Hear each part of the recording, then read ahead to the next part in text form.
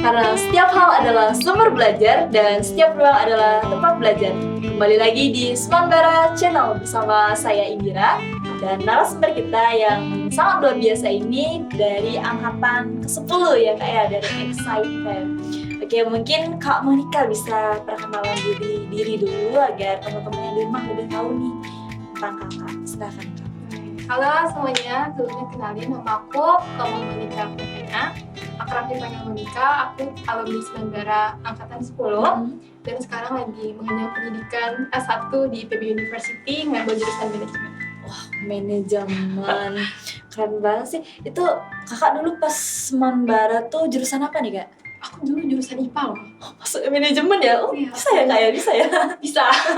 Bisa, tidak ada yang mustahil Kak ya? Iya, Ya, betul. pasti bisa. Oke, jadi kita bakalan mengulik-ngulik dan mendalami tentang kehidupannya Kak Monica dari Semanbara terus ke Universitas IPB ya yang ada di Bogor, Jawa Barat. Oke, jadi kita bakalan tanya-tanya nih mengenai Kakak saat di Semanbara. Kakak dulu gerah apa nih? Yang paling kita tanyain pertama pasti gerah apa nih Kak itu? Aku dulu gerah Daksina. Oke, mana gerah Daksina suaranya? Gerah Daksina. Iya. Oke, gerah Daksina. Kemudian di sini Kakak sekolah di Semanbara itu dulu saat SMP itu tahu informasinya dari alumni juga atau emang dari sosialisasi terus sekolah di Semanbara gitu? Oke, dulu sebenarnya di SMP aku tuh ada sosialisasi dari Semanbara juga. Jadi ada dari cutting yang datang ke SMP aku terus sosialisasi gitu. Aku waktu itu taunya kayak yaudah cukup tahu gitu karena nggak ada minat sama sekali Iya. sebenarnya masuk gitu. Terus ada dari om aku bilang kayak cobain deh ke sekolah sini gitu. Di sana tuh ada asrama, terus fasilitasnya 100%. Terus kayak ya udah biaya hidupnya juga kayak udah dibayarin, Udah kamu dibayarin tinggal gitu fokus ya, belajar gitu. fokus belajar. Dan akhirnya ya udah aku daftar tuh waktu kayak apa ya, aku tuh kayak yang menjelang pandemi gitu loh. SMP aku nggak pandemi, tapi pas kelas 10 dan mau ke kelas 11 itu aku ngalamin pandemi. Ya. Berarti online gitu Kak ya? Jadi kelas 10 tuh aku full online pelajarannya. Aduh, online, jelek banget sih online Kak, apalagi nggak ngerti pelajaran. Aduh, Iya, tiba-tiba Zoom, mana Zoom, nggak punya kuota nih gimana gitu kan ya. Susah banget, zaman dulu tiba-tiba kuota naik lagi gitu harganya ya. Aduh, susah banget. Banyak yang di PHK, orang-orang tua nyari uang di mana gitu kan ya. Susah banget sih COVID itu, aduh. Jangan ingat lagi. Sudah berapa tahun COVID ya? 5 tahunan lebih deh kayaknya deh kayak. Udah, jangan usah diingat lagi. Jangan diingat lagi deh langsung.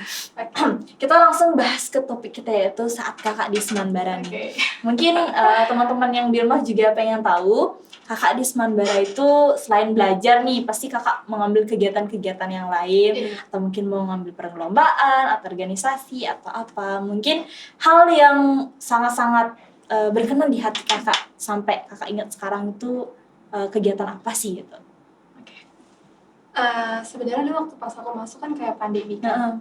Terus di SMA Bali Mandala tuh ada yang lomba, lomba yang benar happening banget, itu namanya fiksi dan opsi. Oh iya, fiksi, bener banget. Ya. Dan waktu itu aku ikut organisasi Gebra, Gema Elektronika Semanbara. Nah di sana ya udah aku nemuin partner dan aku ikutin lomba fiksi bareng-bareng sama dia gitu. Jadi selama masa pandemi itu kan ada yang namanya dispen ya. Bener-bener. Jadi pada saat kita sekolah itu yang dispen cuma yang ikut lomba gitu. Jadi yang lain pada di rumah. Jadi kita kayak ya udah kelas sekolah itu cuma buat lomba gitu ya. Jadi kayak benar-benar di asrama juga sepi. Karena kita fokus lomba aja gitu. Dan memang sih tantangannya berat banget waktu itu karena kan pandemi kan, keterbatasan interaksi kan. Dan aku tuh sama partner aku tuh benar-benar berjuang banget kan buat kakak kan ikut produk. Ya aku buat produk di fiksi. Itu tuh kayak bolak-balik dari Gianyar, Karangasem itu kan jauh banget kan. Sedangkan aku rumahnya di Singaraja Kota gitu. Itu benar-benar tantangan banget sih. Dan langsung nggak ada hasil memang memuaskan dari setimpal dengan usahanya. Bener gitu. banget sih. Itu dapat juara atau gimana ya?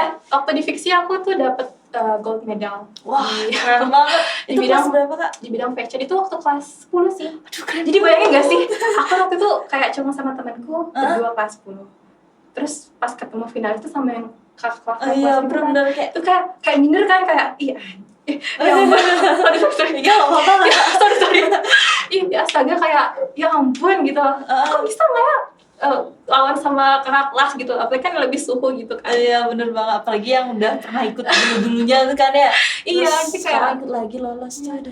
Sebenarnya insecure ya tapi tapi Ih, keren banget sih kelas 10 udah bisa menghasilkan gini ya, apa sih namanya, medal untuk sekolah ini. Apalagi pas pandemi itu keren banget sih Kak. Jadi nah pas kakak ikut lomba nih, pasti kakak ikut-ikut kegiatan di sekolah ini. Pasti kan ya, supaya kita tahu juga di Semanbara itu sangat-sangat apa ya, mengedepankan rasa kekeluargaan bersama gitu Kak ya. Di sini juga kakak-kakak asramanya itu sangat-sangat dirangkul, dan tidak dipungkiri juga anak-anak reguler yang baru di sini juga sangat-sangat dirangkul oleh kakak asramanya juga gitu. Jadi setelah kita bakalan bicara ke depan nih Kak. Pas kakak setelah gini nih, tamat nih habis graduation, mungkin pas itu hal-hal yang menegangkan Kak, bener nggak sih? Mau graduation itu, apalagi belum milih kampus yang lain tuh kan, aku kampus di mana sih? Tapi sepengetahuan saya tuh anak-anak Semanbara itu sebelum kelas 12 sudah dikasih tahu gimana sih nyari kampus, gimana gitu sih. Karena mungkin bisa cerita kenapa sih kakak bisa masuk di Universitas IPB, kemudian lewat jalur apa gitu, boleh diceritain? Oke, boleh. Tadi kan kamu bilang ya kayak graduation kayak deg-degan mau masuk. Iya, aku tuh nggak yang kayak gitu. Aku tuh kayak punya apa ya, sebuah goals kayak sebelum graduation aku tuh harus udah masuk universitas. Jadi waktu pas graduation tuh kayak udah lancar, kayak tenang gitu, kayak udah terima ijazah doang gitu. Aku tuh gitu, dan aku tuh berhasil dulu waktu itu. Aku tuh dulu bener-bener berperang banget sama diri aku kan. Dulu aku tuh lolos eligible SNBP, cuman aku nggak lolos. Itu aku daftar di Universitas Indonesia jurusan manajemen. Ya aku nggak dapet di sana. Terus aku tuh kayak muter otak kan, aku udah nggak bisa ikut SNBP. Terus UTBK juga aku udah nggak ikut kan, karena aku memang udah nggak minat di sana dan udah nggak mempersiapkan hal itu. Karena waktu UTBK kan pelajaran tuh kayak bener-bener belajar banget gitu kan, yang harus persiapan yang mateng kan. Tapi aku nggak ikut itu karena aku tahu aku nggak mampu di sana gitu, otak aku yang nggak mampu gitu. Terus mau nggak mau ya udah aku pakai jalur mandiri alias pakai jalur prestasi. Aku cari tahu universitas apa aja yang menyediakan jalur prestasi. Nah, aku tahu di Gebra dulu ada apa ya, alumni Semanbara yang lulus di PB, yang kuliah di PB. Itu aku coba cari info di sana dan kasih tahu kalau di PB tuh ada apa namanya, jalur prestasinya gitu ya. Nah dari sana aku coba daftar, aku sibuk sendiri kan, kayak aku nyari surat kepala sekolah kesini, terus nyari surat ini itu kayak bener-bener bolak-balik front office gitu, berjuangnya sih. Dan pas Tunggara pas apa ya, pas pengumuman aman sih gitu, pas Tunggara sih. Tapi membuahkan hasil ya Kak ya. Hasil, gitu. Memang sih hal yang kita lakukan terus dengan terus ikhlas pasti membuahkan hasil. Itu semua berkat Semanbara sih sebenarnya ya. Semanbara. Kayak kalau misalnya aku nggak di sekolah Semanbara dan sekolah reguler biasa, kayaknya aku bakal yang melempem gitu sih kan. Karena kan kalau di Semanbara tuh ada tuntutan ini kan, kayak satu medalis. Iya, one man one medal, one man one research. Iya itu. Jadi ya, benar banget. Iya, jadi ada misi kayaknya banyak nih ikutin lomba. Gitu sih. Ya sih. Berarti kakak itu tahu di PB ada jalur seperti kan dari kakak alumni. Terus pengen tahu juga deh siapa sih alumni yang kakak kenal sampai sekarang, terus yang kayak masih ngerangkul kakak gitu, dan masih komunikasinya tuh masih erat gitu sampai sekarang. Ya, sejauh ini sih yang dari PB ya. Dari itu PB. ada Kak Ari Budiani. kebetulan kita satu fakultas dan satu kos juga. Jadi komunikasinya benar-benar lancar dan apa ya, rangkulnya tuh kerasa banget sih. Jadi beruntung ya, kayak di rantauan tuh kita nggak sendiri gitu. Karena ada alumni Semanbara itu benar-benar ngerangkul banget sih, benar. Iya sih, kan dari dulu emang alumni Semanbara itu tersebar luas di seluruh Indonesia. Dia ada di seluruh kampus Indonesia ya. Setahu saya sih itu ya. Tapi bener banget ya. Kak Ari Budiani itu angkatan keberapa ya kalau boleh tahu? Angkatan 9 loh. Angkatan 9? Cuma beda 1 tahun sama aku. Emang sih Kak Ari Budiani mungkin ada alumni lain tapi belum sempat kontak mungkin ya. Iya, aku kayak lebih dekat sama yang di IPB sih sebenarnya gitu. Iya sih. Oke sih, keren banget ya. Ternyata alumni Semanbara, keren banget. Terus kita mau tahu juga nih lebih mendalam tentang IPB nih Kak, Institut Pertanian Bogor gitu, di IPB. Nah pas kakak jadi maba, bener nggak maba? Mahasiswa baru. Bener banget. Itu hal pertama yang dilakuin di sana sampai ke sana tuh gimana sih? Apakah saat kakak di IPB, ini kan beda nih di luar daerah, apalagi kakak dari Bali kan, pasti ada culture shocknya juga, tiba-tiba keluar gitu kan. Terus jadi maba, terus mungkin bisa diceritain gitu apa gitu. Sebenarnya for your information, aku tuh lahirnya di Bogor sih.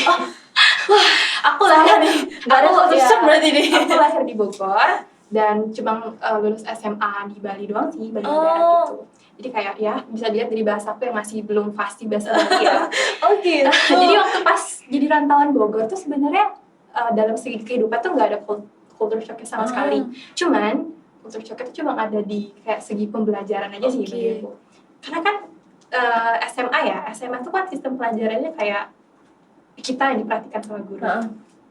Ketika kita nggak ngerjain tugas atau kita hilang dari kelas, pasti guru yang nyariin gitu ya. Dan kalau misalnya di perkuliahan tuh kayak ya udah bodo amat gitu, jadi dosen bodo amat. Karena kan kalau di IPB ya satu kelas itu bisa sampai 100 orang. Karena kan satu angkatan tuh bisa sampai 4.000 kan. Bener. Jadi satu kelas itu 100 orang, and then ketika kita nggak masuk ya udah terserah gitu loh. Memang kamu bisa bolos, cuman nanti pada saat UTS kan kamu ribet sendiri kan, nanti kan ngaruh ke IPK juga gitu. Jadi kayak gitu sih, kayak bodo amatan aja dosennya. Itu sih benar-benar yang buat aku kaget dan aku sadar kalau aku tuh harus benar-benar serius banget. Oke, jadi kita sudah mulai nih, jangan berhenti di tengah-tengah, harus berani mengakhiri juga gitu kan, kayak bener banget sih. Jadi culture shock-nya di kakak di sana itu adalah sistem pembelajarannya gitu ya, dibanding dengan budaya-budaya atau gimana, karena kakaknya itu emang dari kecil sudah di Bogor, pas di SMA aja kakak baru di Bali gitu kak ya. Soalnya gini nih, kalau di apalagi kita rantauan dari Bali kan gitu, maksudnya jangan takut nggak ada teman gitu loh. Karena jujur ya, aku masuk ke IPB dan aku tuh baru kayak 3 tahun lebih di IPB di Bali aja, kayak orang tuh penasaran kan, di Bali tuh kayak gimana sih, tentang ngaben lah segala macam. Iya bener. Justru lebih excited orang-orang ke daerah Bali gitu. Jadi jangan takut gak ada teman, karena mereka tuh lebih penasaran sama tradisi kayak gitu. Karena gitu. Iya, karena mereka tuh menganggap provinsi kita tuh unik banget kan.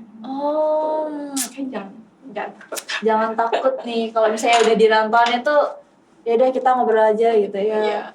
Mungkin cerita-cerita sepengetahuan kita aja gitu kayak, bener gak sih? Juga gak ada yang tahu. Juga gak ada yang tahu, tahu banget gitu. Ya udah yang benar-benar real umum orang-orang tahu gitu. Jadi gitu. Terus mau tahu juga nih, mana tahu saya tertarik di IPB gitu kan ya. Terus aktivitas di IPB itu ngapain aja sih kak selain belajar gitu? Mungkin ada apa program-program apa yang bulan di IPB gitu, biar semua orang tahu nih gitu. Akhirnya pertanyaannya. Sebenarnya di IPB tuh ada yang namanya Omda Bali. Omda Bali itu adalah organisasi mahasiswa daerah asal. Kita kan Bali, berarti Omda Bali, asal Bali. Dan di IPB itu setiap tahunnya ada yang namanya event Genus, Gebiar Nusantara. Jadi nanti di sana setiap daerah tuh kayak menunjukkan keunikan dari provinsinya gitu. Dan for information, di IPB itu Bali tuh kayak 3 kali menang berturut-turut dan sekarang udah jadi juara umum di sana. Jadi itu tuh salah satu keseruan, benar-benar keseruan, karena dari Genus tuh kita kayak bisa menampilkan keunikan Bali kan. Misalnya kayak ada putra-putri Omda Bali. Habis itu ada yang namanya festival budaya, jadi kita kayak fragmentari gitu di sana. Terus ada yang namanya karnaval, kuliner, pokoknya seru banget sih. Itu adalah salah satu kegiatan yang paling seru di IPB menurut aku, selain dari UKM-nya sih. Berarti ini tuh kegiatannya itu adalah masing-masing daerah itu dikumpulin gitu kan ya. Abis itu ini di universitas yang adain, kemudian nanti ada juara-juaranya gitu. Iya. Keren banget ya. Aduh. Bali 3 kali menang berturut-turut sih kemarin. Congrats Bali, keren banget. Yuk masuk IPB.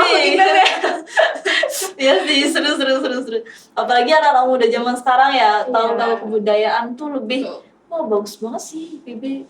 Keren. Terus selain itu ada lagi nggak sih kak yang lain gitu, selain tentang kebudayaan gitu, hal-hal yang apa itu? Apa gimana maksudnya? Yang lebih menegangkan atau yang bersifat ilmiah atau gimana gitu? Jujur ya, ada gitu. Sebenarnya waktu pas nyampe IPB itu kayak aku baru bisa mendapatkan pengalaman belajar UKM sama ya udah gitu tadi. Tapi UKM ada beberapa UKM yang memang aku ikutin, memang benar berkesan dan memang sesuai dengan apa yang aku suka gitu. Salah satunya sekarang aku ada UKM wirausaha, itu udah aku udah lulus sih, tinggal menjalankan proker-prokernya aja. Dan kalau misalnya di IPB ya, di IPB kan kayak satu angkatan tuh bisa banyak kan. Terus ketika ada open recruitment UKM yang benar-benar happening banget, itu yang daftar tuh bisa sampai ratusan sih. Dan itu kita tuh lawan cutting gitu loh. Cutting tuh misalnya sekarang kan aku angkatan 60, Iya. aku ikut UKMA, terus 59 juga ikut gitu. Oh. Jadi kan bayangin kan bisa seberat apa persaingannya. Iya sih, kayak itu sih sebenarnya salah satu culture shock aku juga sih. Oke, kaget untuk kaget gitu ya. Aduh, ternyata seru-seru juga ya di IPB itu ya. Terus kalau misalnya di IPB itu jurusan yang kayak banyak didam-idamkan orang tuh jurusan apa sih? Jurusan bener nggak jurusan namanya? Iya, prodi ya? Prodi, departemen. Oh iya, bener ya, bener. Mungkin apa mungkin gitu. Sebenarnya departemen favorit di IPB itu manajemen aku sih. Iya, nggak manajemen. Nggak. Sebenarnya ada sih. Banyak sih sebenarnya, kayak hampir semuanya favorit, tapi yang menurut aku paling favorit dan paling dicari-cari itu ada jurusan ilmu keluarga dan konsumen sih, itu IPB. Itu adalah prodi yang emang ada di IPB aja. Jadi tuh kayak ilmunya tuh mengajarkan tentang apa ya, kekeluargaan sama cara konsumen sih. Jadi anggapannya kayak ketika kamu masuk jurusan ini, kamu akan kayak calon-calon apa ya, keluarga cemara lah gitu lah. Karena kita udah belajar kekeluargaan gimana gitu. Oh, jadi itu kayak terkhusus di IPB aja loh? Iya. Sejauh ini gitu sih infonya sih. Oke. Dan ini IPB. IPB kan kalau misalnya di Semarang Barat tuh ada yang lomba happening banget kan, namanya opsi fiksi. Nah, kalau di IPB atau tingkat universitas itu ada tingkatan lomba yang happening, itu namanya pekan karya mahasiswa gitu deh, pokoknya dia sejenis penelitian juga. Kayak LKTI gitu ya? Iya, pokoknya banyak banget bidangnya. Salah satu yang mau ikutin sekarang sama Kating tuh ada PKMPM kan. Jadi itu dia lebih ke pengabdian masyarakat gitu. Dan IPB itu merupakan kayak peringkat kedua dari universitas lainnya yang benar-benar terbanyak ngirimin peserta dan banyak mendapatkan juara gitu. Jadi itu benar-benar happening banget lomba di IPB. Jadi kita tuh kayak punya tingkatan seleksi proposal. Awalnya dari departemen, abis itu ke IPB Universitas, abis itu baru ke nasional. Gitu. Jadi ketat banget gitu. Jadi ada step-stepnya juga ya. Karena banyak yang ngikutin, jadi seleksinya semakin ketat gitu. Ketat banget. Kalau kita fiksi opsi kan cuma ikut langsung. Ya gitu. Antara lulus atau enggaknya nih gitu ya. Iya, bener gitu banget. Wih, ternyata banyak banget hal yang didapatkan di IPB. Benar. Mungkin teman-teman di rumah atau mungkin kakak-kakak yang di rumah gitu pengen tahu nih apa aja sih yang perlu dipersiapkan ketika ingin masuk di IPB, dan hal-hal yang memang perlu kita persiapkan dari awal gitu loh. Kalau aku mau nyari universitas IPB gitu, jadi apa sih, terus jalur apa aja yang ada gitu. Mungkin teman-teman yang di rumah juga pengen tahu gitu. Ini ya dari alumni Semanbara langsung gitu. Silakan Kak. Jadi kalau misalnya kita masuk ke IPB itu ada 3 jalur utama. Pertama tuh ada jalur SNBP sama jalur mandiri. Nah, jalur SNBP itu adalah jalur yang dikirim dari sekolah gitu kan. Yang ada namanya siswa eligible lah gitu. Nah, di sana tuh kayak kita tuh pakai seleksi rapot lah. Nanti kan kita dapat rata-rata rapot kita. Nah, nanti sesuai deh sama prodi-prodi yang ada di IPB itu rata-rata berapa. Kalau mendekati dan memang sesuai dengan yang kamu suka atau kamu mau di sana, ada kemungkinan kamu masuk gitu. Terus kalau misalnya SNBP itu adalah tes tulis gitu. Yang aku bilang tadi gak siap itu loh. Itu menurut aku kalau misalnya mau masuk jalur SNBP itu kayak harus ekstra lebih belajar sih, karena kan itu kan pokoknya melajari tentang matematika juga ada di sana, bahasa Indonesia juga ada, gitu. Dasar-dasarnya gitu. Itu bisa juga pakai jalur itu. Terus yang terakhir tuh ada jalur mandiri. Nah, kalau jalur mandiri di PB itu ada beberapa, salah satunya ada jalur PIN yang aku ikutin, jalur prestasi internasional. Jadi untuk teman-teman semua yang punya prestasi di waktu SMA nih, boleh banget nanti misalnya kamu punya prestasi bidang apa nih? Wirausaha, bisa banget nanti dicari-cari yang sesuai gitu. Terus misalnya ada prestasi bidang riset, itu banyak banget peluangnya kamu di sana gitu. Terus ada jalur ketua OSIS juga nih, Indra. Beneran nih Kak? Beneran. Jadi kalau kamu ketua OSIS dan kamu kayak merasa kamu tuh jadi OSIS tuh kayak benar-benar berprestasi hebat, kamu bisa banget daftar di sana. Dan angkatan aku tuh ada dari Omda yang memang lulus jalur ketua OSIS gitu. Terus ada juga jalur SIMAK IPB, itu jalur mandiri tes juga. Tes juga. Itu jalur internasional. Jadi untuk yang dari luar negeri mau belajar ke IPB bisa pakai jalur internasional gitu. Keren banget. Jadi yang ikut organisasi nih ada nih peluang nih di IPB nih, ada nih. Silakan. Iya, ketua OSIS nih sebelah kiri nih. Boleh. Keren banget ternyata ya. Thanks for your information Kak. Ternyata di IPB juga banyak banget ya tahap-tahapannya dan juga jalur-jalurnya. Yang itu dong Kak, tahap-tahap yang perlu dipersiapkan awal-awal nih. Apakah kita perlu belajar aja atau ya udah kita belajar terus apa sih yang perlu memang dipersiapkan? Boleh. Sebenarnya gini sih, untuk teman-teman tuh jangan takut ketika masuk ke IPB tuh kayak nggak dapat beasiswa karena kalau di IPB sendiri tuh kita kayak apa ya, setiap bulannya tuh kita selalu reminder gitu loh, kayak ada beasiswa apa aja. Terus kita tuh kayak dari IPB tuh kayak ngebuat kalender 2024 itu ada beasiswa apa aja gitu. Jadi kayak don't worry untuk ngedapetin scholarship kan. Di sana tuh banyak banget bertebaran. Asalkan kita tuh benar-benar aktif ya. Tetap harus aktif dari tekun juga ya gitu. Aktif. Terus tentunya yang dipersiapkan itu kayak apalagi kamu misalnya kamu nih, kamu misalnya mau masuk ke jenjang universitas. Tentunya kamu tuh kayak harus punya plan-plan sih tentunya gitu. Kayak misalnya setiap semester tuh kamu goalsnya mau apa gitu. Jadi kayak apalagi kan masa kuliah tuh masa-masa kita mengeksplor banyak hal kan. UKM tuh bertebaran di mana-mana, kepanitiaan tuh bertebaran di mana-mana gitu. Jadi kamu jangan takut nggak dapetin pengalaman apa-apa di masa perkuliahan karena kamu bisa cari itu dari universitas, dari UKM atau kepanitiaan atau volunteer tuh banyak banget. Salah satunya di PB gitu. Oke, ternyata banyak juga yang perlu dipersiapkan. Tapi kita harus tetap jadi orang yang proaktif gitu. Apapun kita juga harus aktif ya. Karena memang kalau di dunia kerja tuh kalau kita nggak aktif, kita malas-malasan nih, udah kita nggak dianggap apa-apa gitu. Kalau kita aktif, kita ada potensi kita bisa jadi pertimbangan ya. Bener nggak Kak? Bener banget sih. Maksudnya kita yang harus aktif sih. Iya, bener banget. Biar nggak digetok aja gitu ya. Itu masa perkuliahan tuh menurut aku tuh kayak masa-masa emas kita gitu. Bener-bener. Kayak terakhir kita happy sebelum kita kerja gitu kan. Gitu. Apalagi waktunya kita nyari banyak pengalaman sih karena kalau kerja kan ya udah kita menekuni satu bidang gitu. Bener-bener kayak gitu sih sebenarnya. Ya sih, bener banget. Ternyata yaudah deh kita jalanin aja dulu, jangan kita mikir-mikir aduh nggak lolos atau gimana, tapi kita jalanin dulu, kita buat step by step dan kita juga lihat prosesnya ke depan seperti apa gitu. Oke, sudah waktunya sudah mau habis sih Kak. Mungkin Kakak punya pesan Kak mungkin untuk keluarga atau mungkin untuk angkatannya Kakak gitu, angkatannya Kakak excited mungkin ada pesan gimana ya ketemu atau gimana hari ini gitu mungkin mana tahu ya, atau mungkin dari mungkin untuk siapa gitu. Mungkin boleh dikasih tahu juga Kak. Oke, mungkin untuk excited ya. Halo Kakak excited. Halo Kak. Ya, semoga kita bisa reunian di suatu waktu ya. Kita bisa sharing juga tentang pengalaman gitu sih. Terus kalau misalnya aku mau lebih menekankan untuk teman-teman di rumah khususnya kelas 12 sih.